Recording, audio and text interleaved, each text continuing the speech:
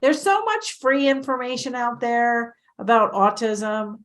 So why should you join or pay for any kind of online program? Today, we're covering that.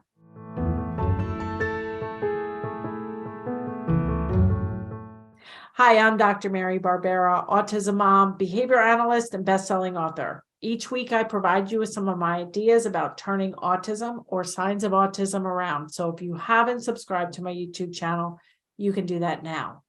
Today, we're sharing a small excerpt from a podcast interview I did with Ruth Cassell, who is one of the few people that I know of that has listened to every single one of the Turn Autism Around podcast episodes. We're up to, she's episode 214. So she's listened to over 210 podcasts so far. And she was in the quote unquote sea of free for a long time. She recently, in the past couple of months, came out of the sea of free and joined the online course and community for toddlers and preschoolers. So here's her thoughts. We are starting to get more echoic control. We did not have that before at all. Yeah. And that's so it is, because oftentimes once you get echoic control, and that's the ability for you to say something, the child to say something, that's when the floodgates can open. Yeah.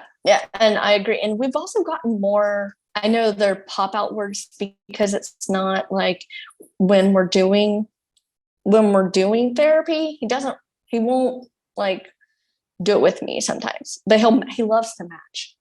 So he'll match it. But like I told him about biscuits, I was making biscuits for dinner and I said, don't touch biscuits, they're hot. And he said, biscuit. He's never said that word before. But he repeated, I said, biscuits, to him. And I pointed to them and he said it. And he's never done that. We're also getting a lot more babble back too. It's not like he's trying to tell me stuff more conversationally. Yeah. Like before it wasn't like that either. Yeah. And we have a echoic control bonus video in the toddler course. And we also, when she moved to the verbal behavior bundle, we have a non-vocal to vocal course bonus video that is really helpful. So you want to probably watch those. There's just more. And the reason I created the echoic bonus video is because I interviewed a mom who was at the end of the 60-day toddler course. And one of her frustrations was she still didn't have echoic control. She was doing the shoebox, she was doing the matching. And so in that, I give you some more techniques like get a paper bag so that the child doesn't know what's in the paper bag, and then go in and get a figurine that they like, and even go like, Barney, when my son liked Barney. So Barney, and then you show it and you say it again, Barney, so that, sometimes focusing on the object when the object is in sight will right away, the child's then focusing and not focusing on your mouth and everything. But if they don't see it, but hear you and see you with the bag up to your mouth saying Barney, they might have a better chance, or showing him and hiding it again. There's just, I think for echoic control, it sounds like it's really coming along. He's starting to say tickle when when you're tickling him. Those echoic controls are going to be in the manned frame, having a manned component. So all the early learner course materials really have that manned component, because we want to make it fun and we want them to like your child wants to match. Okay, so it's, maybe turning the card around and being like banana, and then showing him banana, and then holding it back again, banana. And then he wants to match it.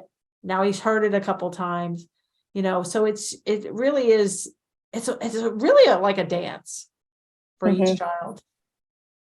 Yeah. I like that. And I think you may have said on another podcast, like two of the same object that they like. And I've done that too with the matching about that, because I was like, well, maybe flashcards, maybe he'll want something a little different, like mix it up, make it a little bit more fun. Yeah. So, Like do that object, like object imitation. You have 2 cups and 2 spoons, but you can also do that for object matching. mhm. You know, and so 3D items are a big thing to try for sure, especially with fun items or common objects that they see all the time. I hope you enjoyed that small clip from Ruth Cassell. If you did, I'd love a thumbs up. Share it with somebody who might benefit, leave a comment.